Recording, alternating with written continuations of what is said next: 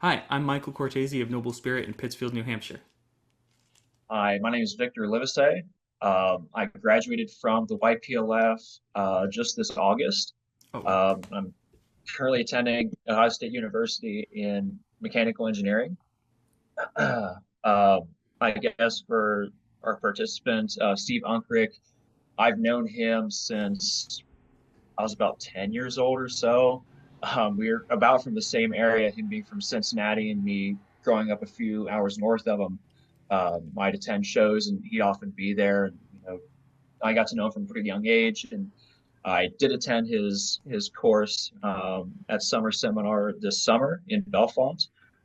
Is a very hands-on course, very exciting, and had a lot of opportunities for learning in the Washington Franklin series. So it'll be exciting to see what he has to say. yeah, awesome. Thanks, Victor, and thanks for joining and doing this with me. Yeah, this is the first one here, so let's see how it goes. Steve is actually here right now. I'll actually just let him in if you're cool with Perfect, that. perfect. All right, here we go. I didn't know that you'd already graduated from the YPLF. Did you? As What I was guess your track was dealer track? dealer track, correct. So you were dealer track at the YPLF. What was the final project for that? Do you have to do a presentation or something?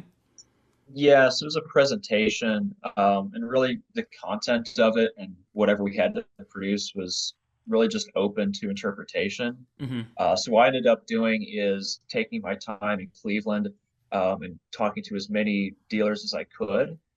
Just kind of, I had a lot of questions that would help me, I guess, make the presentation, and I boiled it down to about five to ask as many people as I could, basically how they started as a dealer, and how they built up to where they are now and what they're doing, to best utilize the decreasing amount of stamp shows, increasing amount of online traffic, Mm. over the recent years, and seeing where they want to go over the coming years, whether they want to retire or move into one, um, stay online specifically, or just stay with in-person shows, and just get a feel for how they got to their current place right now as far as their business goes.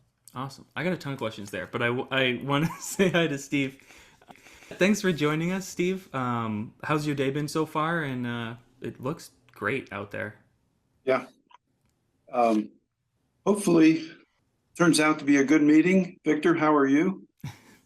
Doing well, Steve. How are you? Good. Good. Just got finished with golf. So in a decent mood. Well, thank you so much for joining us today and talking to us. And I'm excited about the stamps you sent over, the images you sent over to talk to you about them because, yeah, I mean those seemed I couldn't spot what was wrong with them immediately. So I'm hoping to talk to you about that and everything. But before we jump into it, do you mind talking a little bit about your position as an expertiser for the APS and for Apex? Sure. Um, I started about 6 years ago, 6 or 7 years ago. And when Mercer was the director, he's they've been looking for people for the Washington Franklins, and it's an area that I'd always been interested in.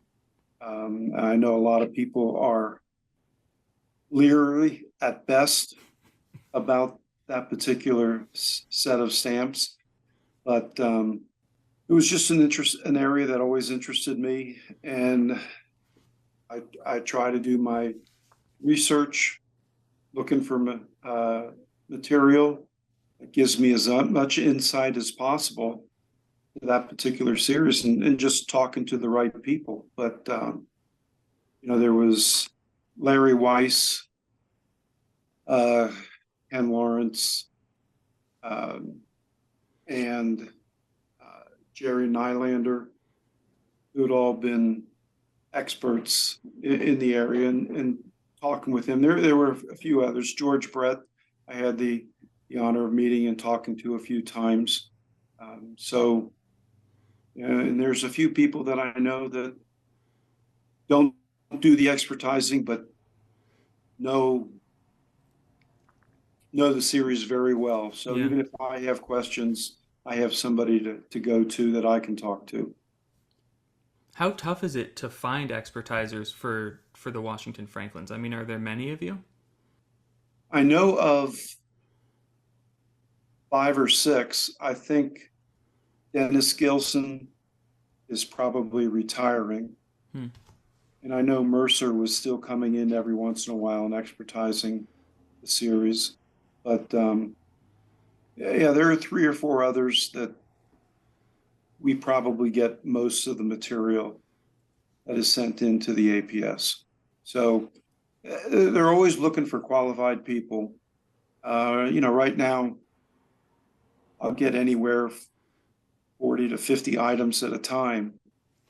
And it's not something that you can just look at in an hour or two Right. and send it back. It'll take several days, and you can go a little bit bug-eyed looking at through microscopes or magnifying glasses for some of this stuff. Yeah. So hopefully, Victor, who knows? Maybe we can get you doing it someday. Right. Hopefully, I mean, having the exposure that I've had so far, it's definitely a topic that interests me with my collecting interests. So we will see. Okay. What is the Thank you. youngest expertiser? Who's been the youngest expertiser for the Washington Franklin series? That's a tough question, probably.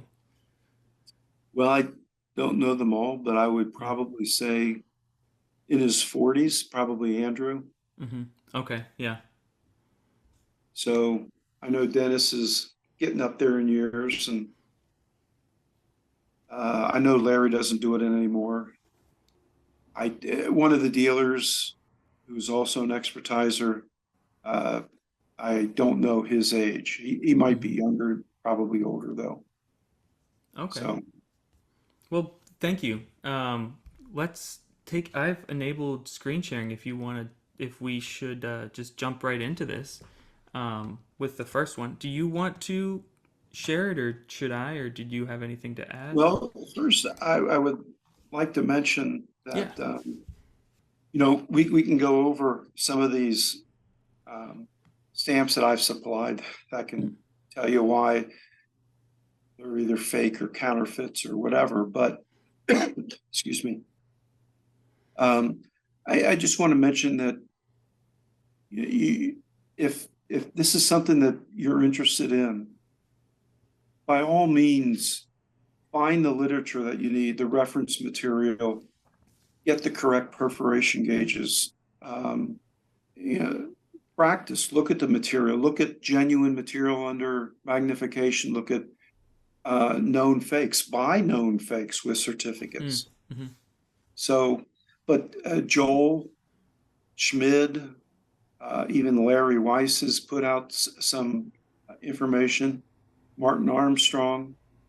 This is all material that not only should you have in your reference library, but you should also read it and study it. A lot of people buy it and it sits on the bookshelf, Yeah. and it pays dividends when you're looking through dealer stock to if you've read and studied the reference material. Yeah. So Yeah, so a with lot that, of this information will be supplementary essentially to the reference material. It makes more sense to read the expert's book first to have this gauge. I mean, a lot of the stuff you'll be talking about is going to be yeah, referencing back to that. and even to have it on hand Yeah. because you're gonna be able to read something and not know exactly what they're talking about all the Mm-hmm. time.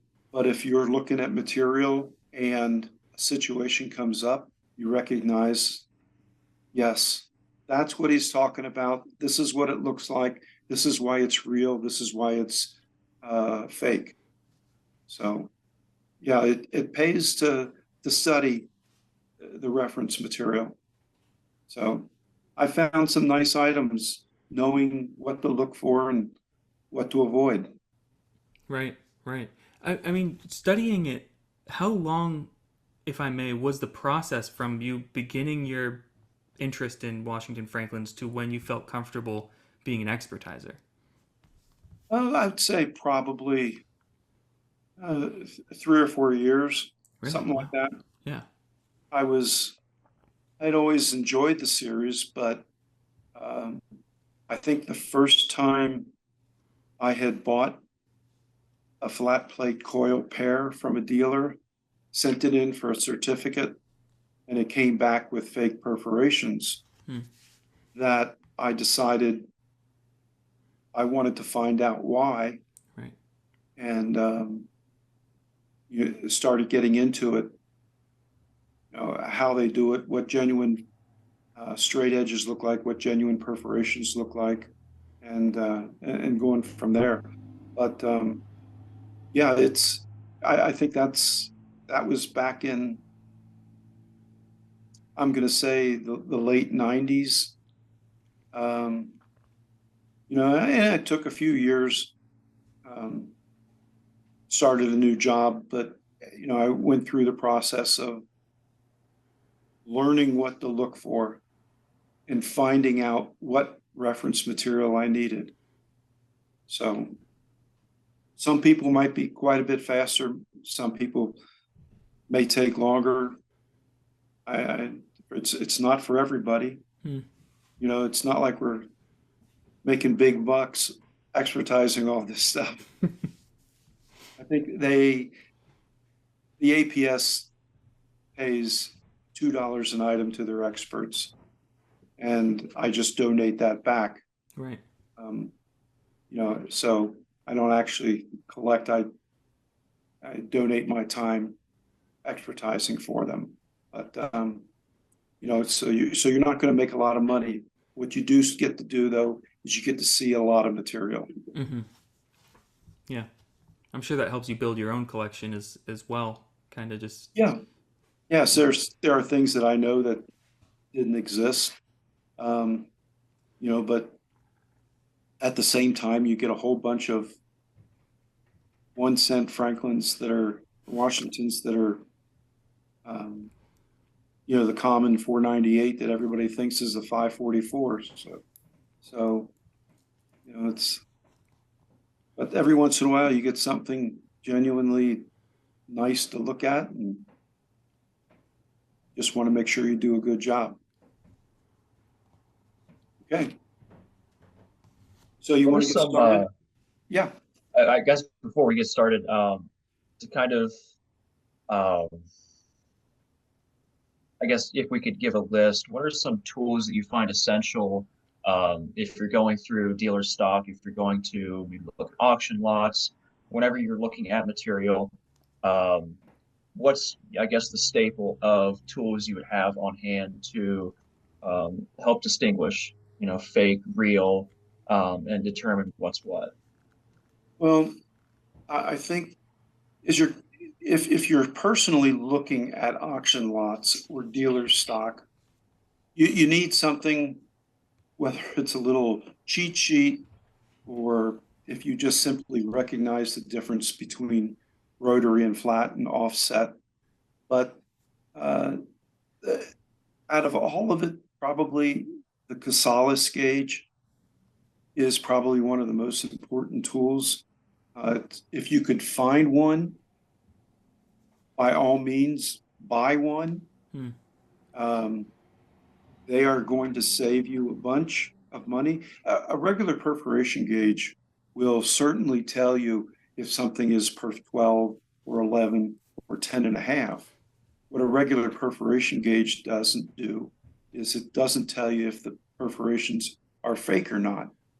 Because, for instance, a perf that's 8.5 in the catalog is not really exactly 8.5. It's 8.29. But the most of the gauges out there are going to give you a measurement for 8.5. And if you were to try to use that to measure a stamp that's genuine, you would think that the perforations are fake every time. Hmm. So having the proper gauge, obviously, a set of tongs. I always recommend making sure that you're not handling the stamps directly. It goes in between a clear film so that you can put a magnifier right on top of it without actually touching the stamp. And then, your own experience, but the gauge probably the most important, and then you're going to have to use your own experience with determining the difference in rotary, flat, and offset printings. And I have my guide here that you actually created. I have the gauge as well, the specialist gauge. I'll kind of put a larger photo of it, but the guide that you've created here, and I'll do a larger photo of it. I keep this with me. I like the upgraded one that's all plastic now, because the first ones you were doing had stamps on them also. Right. And I did make sure that the image on the plastic, they are the exact same size as the stamps, right, and the perforations are all genuine, so they're going to be the same gauge as what you see on the Casalis gauge. So, and then of course the last part is a little cheat sheet that's for the more rare varieties. Right. Yeah. No, it's incredibly useful. I keep it in my bag at all times. Good. So, Victor, as far as anything else, obviously you can't carry your library with you the whole time to an auction or a bourse, but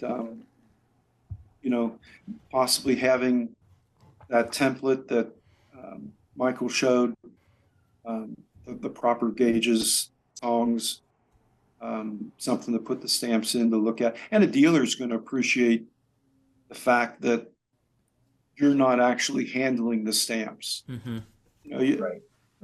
You're protecting the stamp. I don't know how many stamps have been decreased in value when a collector's looking at dealer stock and ends up putting fingerprints on the back of never hinged stamps, or accidentally tears a stamp or something, trying to put a magnification over the top of it. So, yeah, I've definitely done it. So, you want to get started with the stamps then, or? Yeah, absolutely. Thank you. Okay. What do you have first, Mike? Let me do this then. So this one, preview 409. Yeah, this is one that is one of the most common fakes that are out there. This is 409 with fake perforations made to look like 461. And 461 is notoriously faked. It should only be purchased with a certificate unless you feel confident enough that you want to take a chance, but when you look at the perforations, measuring them and checking for the genuine characteristics. But this is a very commonly fake stamp, and probably most of the ones that are 461 are really 409s with fake perforations. So just as a note, 409 here has a catalog value of $1.20, and 461 has a catalog value of 160, or 330 never hinged. Right. So they're taking a $1 stamp and turning it into a $300 catalog value stamp. Yeah, that's quite a profit margin. Right. Yeah. Especially with the margins on this one, it could make a decent percentage of catalog value. So yeah, dangerous. So when you're looking at perforations, a perfectly round hole is a red flag. The way the perforators worked when they were processing the stamp is they were actually on a wheel.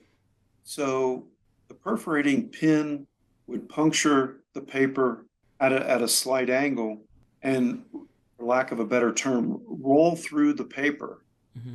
And when it did that, it actually made the perforation slightly oblong, and it would try to, there's always one edge that looks like the paper is torn away, while the other edge where the pin last hit it looks like there's a little ridge where the paper was pushed at the end of the oblong hole.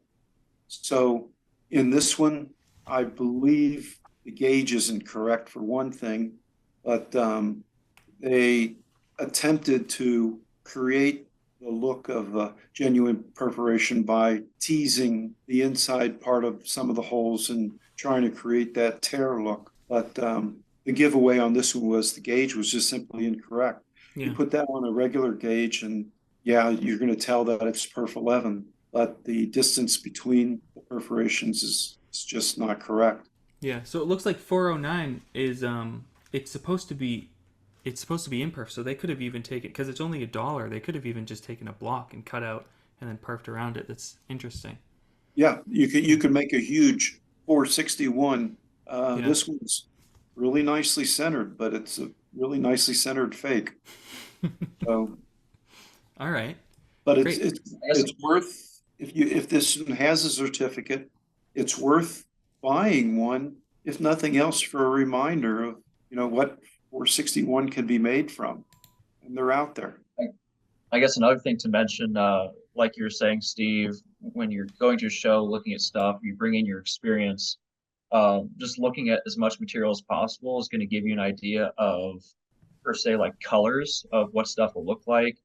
Just I know that a 461 is a slightly different shade, a genuine 461 that is, than say other varieties like a 409.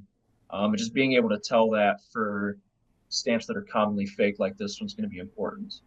Yes, but 409 comes in a lot of shades as well. And the shade of this one, I don't, the picture doesn't really do it justice, but the shade of this one is actually pretty close in real life to a 461. So yes, knowing the shade, the correct shade is important, but a lot of the stuff that they're faked from, you just have to be aware it comes in many shades, and some shades right off the bat you can determine to be fake. A real dark Carmine 409 would be an obvious fake of 461. All right. Let's move on to the next one then. 543. Okay. This one somebody sent in as a 544.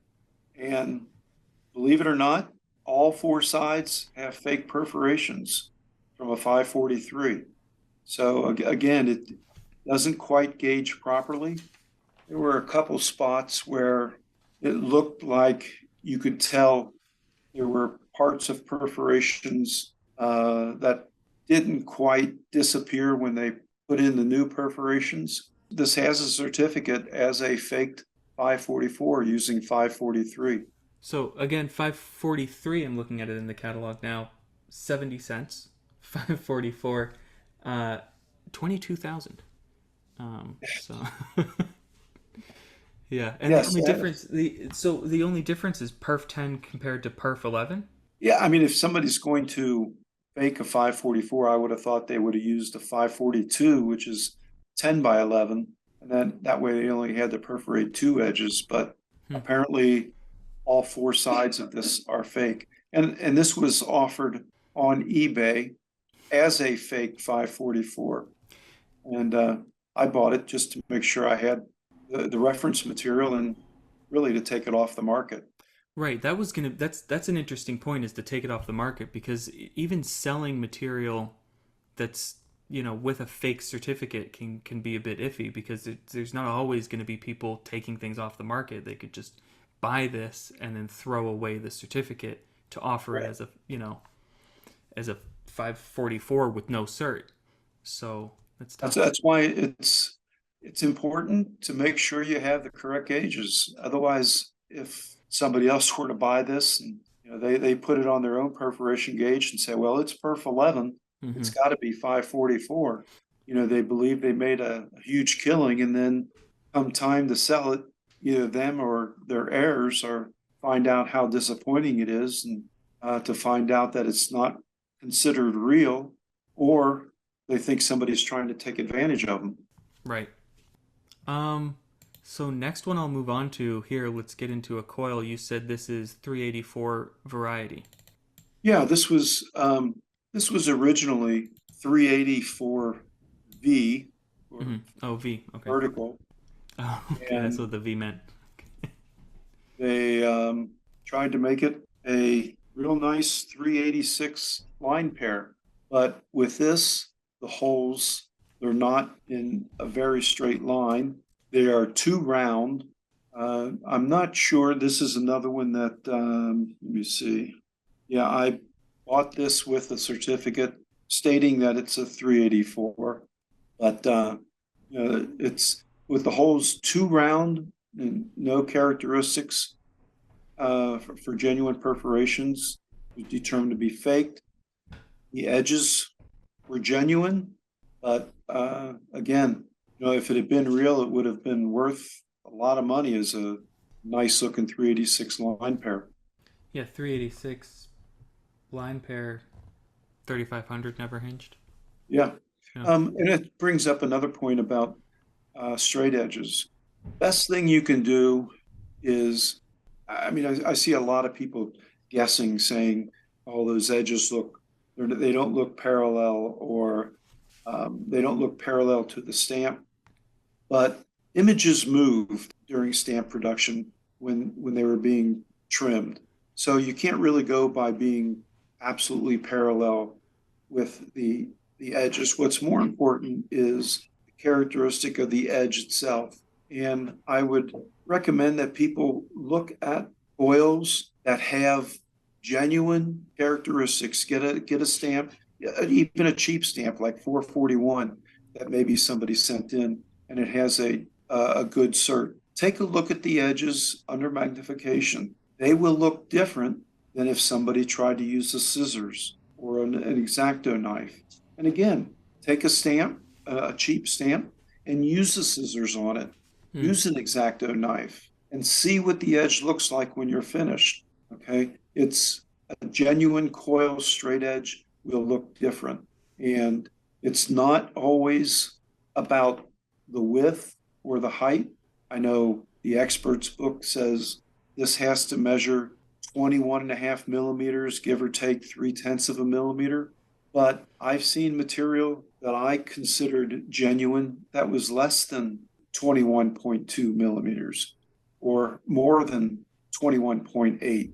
So it's more important to see what a genuine edge looks like rather than relying on measuring and guessing. So, can you talk a little bit about why they looked different? How they cut the edges on the coils?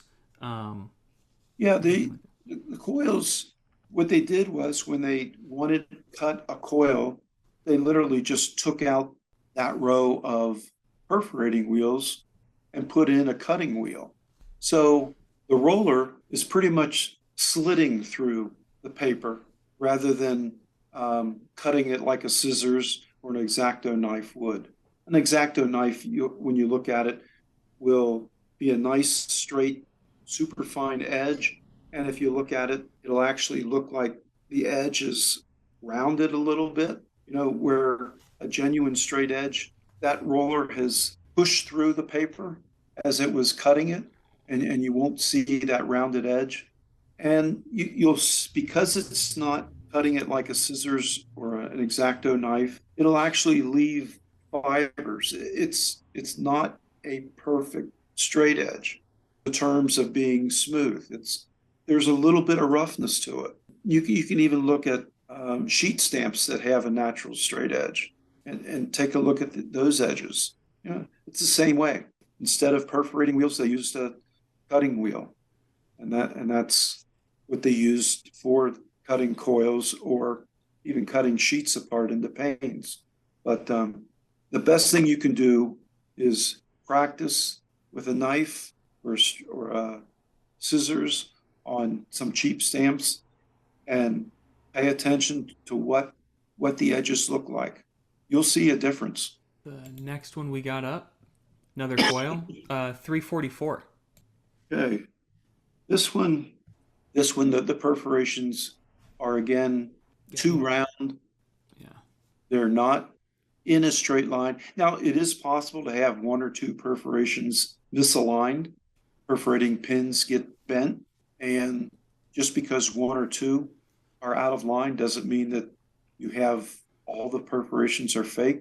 But this looks like there's a little bit of waviness. The left side in the middle looks a little bit lower than the right side. The other thing is they didn't really make the mistake of lining up all the perforations properly, but which is another sign that perforations are fake. If the top perforations, the middle ones, and the bottom ones all lined up perfectly vertically, that just won't happen with a genuine coil. The perforations are a lot more random. So this one, perforations are too round. It's been a while since I looked at this one. I'm not sure how it gauged, but that was the first sign that this was a fake coil. Yeah. Yeah, I see what you're saying. It almost looks like the perforations have been photoshopped in, and they're almost at like an angle. The left is lower and the right is higher. It's almost like they've been perforated, diagonally. It's very faint, but it's definitely there. Yep. That's where having, say, a Keosalis gauge to, say, overlay or underlay on a stamp like this over those perforations, you're just going to see, spaces where they don't line up exactly, whether there's perforations above or below, or they're separated too much or too narrow. Yeah. And when you use a gauge, the Keosalis gauge, which sometimes people make the mistake of trying to get the best fit on the gauge. What you really need to do is try to line up 2 or 3 perforations, either the extreme right or left first, hold it on the markings on the gauge, and then see what it looks like on the other side. Typically, a stamp that is well done with fake perforations, it may only be quarter of a perforation off, but by the time you get to the other end of the stamp, those holes will not be matching up properly with the gauge. And that's another thing about the gauge. The size of the holes on the gauge is the correct size of the hole that the stamp should have. So, it's the Perf 12s. It's not uncommon to find holes that are too small or too large. You could make a stamp that has holes that are too large and get it to fit on the gauge because they're so large. But if they're not the same size as the gauge, then a real good chance that it's fake and you need to investigate further. Mm-hmm. Yeah, I will. I'll put a little info packet too. They've got the gauges, but there's also a secondary number on the right hand side to the gauge. Can you talk a little bit about that? That number is simply the distance in thousandths of an inch between the center of the holes. That's all that number is. For most Bureau stamps, for gauge 12, you use the 1267. For 11, you use the 1172. Flat plate for 10, you use 1079. For the rotary, you'll use 1080. And then 8.5 and 10.5, there's only one gauge for those. Mm-hmm. But the gauge also comes with a sheet that you can look up. And some of the later rotary printings in the 4th Bureau would use the flat plate Perf 11, Perf 10, I'm sorry. So it's a good idea to, if you find a gauge, if it doesn't come with that sheet that explains all the perforations, to look it up online and print out a copy. All right. The next one we got here, 503. Okay. Here is where reading your research material comes in handy. You'll notice that along the top edge of this stamp, you can actually see remnants of the guideline. Mm-hmm. Now, for the Washington Franklins, everything up to the 30-cent Washington Franklins had guidelines that were only straight edges. So right away, if you see a guideline on a set of perforations, and it's 30 cent or lower denomination, you don't even have to measure it. They're fake perforations. Okay. A lot of the 50 cent may have a guideline on the top or bottom that could be genuine. You just have to know the plate for any given stamp. And there are reference material out there. Schmid has a book out called How to Detect Fake, Altered, and Repaired Stamps, and has a real nice chapter on which stamps have guidelines that are genuinely perforated on which denominations. So I think I supplied you with two other ones that are very similar, a 337 and a 406. Yeah, here they are. Yeah. Here, the left side, Yeah. they didn't even bother to hide it. They could have cut that off and then perforated. But the top of the 337, you can see the guideline, Hmm. automatic fake perforations. Yeah, and Don't then on the even have to left hand measure. side of the 406. Okay. Then what else did I send you? You sent over the 634D. Yeah, here's a variety that somebody tried to sell, saying unlisted, but wrote it up as having it cut out of the booklet. 634 does have wide booklet panes, and all they simply did was cut the top perforations off the bottom pair of the booklet pane. Hmm. And it makes it look like it's a variety that just isn't listed. So just because somebody says it's an unknown variety doesn't mean it is. There's usually you can find an explanation for just about any of it. Right. That's another thing is knowing what comes in a booklet pane, because there are some natural straight edges in different booklet panes of flat plate printings. So just being aware, going back to having all the information and studying that, just knowing what to look for in that sense. Right. And booklet stamps, flat plate booklet stamps, were printed on paper that shrank in the opposite direction that the sheet and coil stamps shrank in. So, or shrunk. The that tells you two things. If, for one, the orientation of a watermark is going to be opposite that of a sheet stamp or coil stamp. So if you have a coil stamp with a horizontal water or a vertical watermark, I'm sorry, it's going to be fake, made from a booklet stamp. The other thing is there are some. Sometimes it's nice to know if a stamp came from a booklet or a sheet stamp. The AEF booklet panes 498F and 499F came in a booklet of 30. And that meant that 9 of the stamps in the center had perforations all around them. You find those on cover, $750,000 cover easily, versus if it's just the sheet stamp or stamp from a normal booklet pane of 6. So there's a couple of positions that you can't tell the difference which pane it came from, but most of the positions on a pane of 30 from the AEF panes can be identified. Yeah. Does not sound. It sounds like there's a lot to it.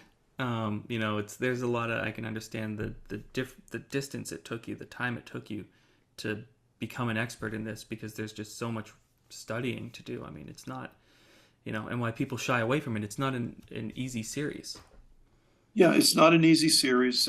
The Bureau is doing a lot of experimenting, changing equipment. Um, the series lasted for 13 years or so. So you went from flat plate to rotary, offset.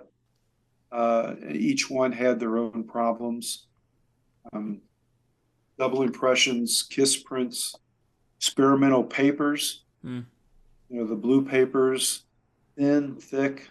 There's probably quite a few experiments that were performed on paper types trying to uh, correct the shrinkage problem that we'll never know about. Mm. Just it wasn't that important for the Bureau to keep track of all the different varieties unless it was a variety that they were going to use. So, blue papers, probably one of the most unrecognized varieties. They're out there, but you should probably purchase anything more than a 2-cent stamp. You should be purchased with a certificate. Yeah. I know there's a source in Europe that probably has sold more blue paper varieties than exist. And he sells them at a tenth or a hundredth of catalog, but he still makes $400 or $500 Yeah. on a stamp that catalogs 20 to 50 gram. Yeah. But he sells it 20 times. Right. Right. So, I mean, how is he, are they just misidentified, or is he altering the paper in some way, or is he creating these? He's just assuming that anybody who will buy it, Right. won't send it in for a cert. Hmm. The 5-cent is very commonly listed as the blue paper variety just because the shade of the stamp is blue. You get a printing where the shade of the ink makes the paper look a little bit darker than what a real blue paper looks like, which is actually gray. Very commonly sold as a blue paper variety, and they're just simply a 335, the double line regular paper stamp. Hmm. So, and the guy in Europe won't take returns. So, Of course. yeah, once he gets his money, he just figures he found another sucker. Right. Frustrating. We have 3 more if you've got the time. Yeah, sure. 3 more, 2 more coils and a Shanghai overprint. We'll start with the Shanghai. Yeah, this was fantasy overprint, bogus overprint. They not only did they put together a bogus overprint, but they overprinted the wrong stamp. They've overprinted the 333, a perf 12. So this particular overprint was, I think, going around 20 years ago. I haven't seen any recently. I've got the 1, 2, and 3 cent. But the Shanghai, the typical Shanghai overprint has also been faked. Yeah. So you do have to, there are some fine measurements that you have to take just to make sure you don't have a genuine or you don't have a fake one. But it's the overprint itself isn't as black. It just doesn't look as sharp, but it is the wrong size. So carefully measuring the overprint should tell you if you have a genuine or a fake overprinted stamp. Right. Again, this was real easy. Long stamp and just a fantasy overprint. Case closed as quickly as it was opened. Here we go, 332. Okay. This one, perforations are genuine. They gauge properly. They have the genuine characteristics, but they simply took a wide sheet stamp and trimmed the 2 sides to make a really nicely centered 349. So, yeah, that must have been really wide. And it's not quite, most of the 349s that I've seen are not quite that dark. But looking at the edges of this stamp, I could tell that the edges had been trimmed. So they took and all these stamps, by the way, do have certificates. So oh yeah, so it looks like they took a 35-cent stamp, trimmed it to try and make a $160 stamp. Yeah, 10 seconds worth of work. Now, you had talked about how they cut the straight edges on these coils. Hypothetically, would it be more difficult to tell if somebody tried to recreate that cut with almost like a pizza cutter? A pizza cutter will do the same thing as an X-Acto knife. Okay. I've tried it to see what it looks like. Yeah. And rounded edge with a pizza cutter. Interesting. But yeah, that's I thought maybe something like that could be used, and there, who knows? There may be, I'm sure there's material out there that have gotten good certs Right. where somebody has been able to manipulate the edge to make it look like a genuine coil, and it got past the experts. Hmm. Here's one that doesn't exist. It's a perf 11 coil. So simply take the two sides and trim them. New variety. Yep, brand new variety. Great. Well, thank you so much for sharing those with us and walking us through them. Yeah, I enjoyed it. If if you could put up, I don't know, are you planning on putting up the template Yeah. to show? Yeah, Mhm. I guess just put my email under if anybody wants to get one. Yeah, on the right hand side, I'll just leave that email address on there when I upload the photo of the template Okay. and even just highlight it because it's incredibly helpful. So Yeah, yeah, I would suggest anybody who um, I talk to a lot of collectors who have simply taken all their Washington Franklins, set them aside, mhm. and but once they have the template, they're ready to get back into it. They pull them out and start trying to identify. And one other point about expertising, if it's something that is faked quite a bit, like almost all the flat plate coils, if not all of them, are commonly faked. And there's several sheet stamps that are faked, like 461, 519, which is very commonly faked. Assume that it's a fake and try to prove that it's real. Don't assume that it's real and try to prove that it's a fake. Do it the other way around. Just assume that it's fake and try to check off everything that could make that thing a fake and try to prove yourself wrong. Yeah. Yeah. Okay. Perfect. Thank you so much. This has been super helpful. Again, always safe to, always a best bet to buy items with certificates. But this has been incredibly helpful, and I'm sure we'll just help guide people as long as they, when they're on the show floor or looking through their own collections, on what to send in for a certificate and what maybe they can just cross off the list immediately as a fake. Okay. Yeah. Thank you. All right. Thank you. Have a good one. Bye. Bye. Awesome. Thanks, Victor. Thank you Absolutely. for helping out with that. And no, it's great that Steve, for you've known him for so long that I Yeah, didn't I mean actually know that that. went great. Yeah. Awesome. All Thank righty. you, Victor. Absolutely. Thank you. It's been Until good. next time. All right. All right. See ya. Take care.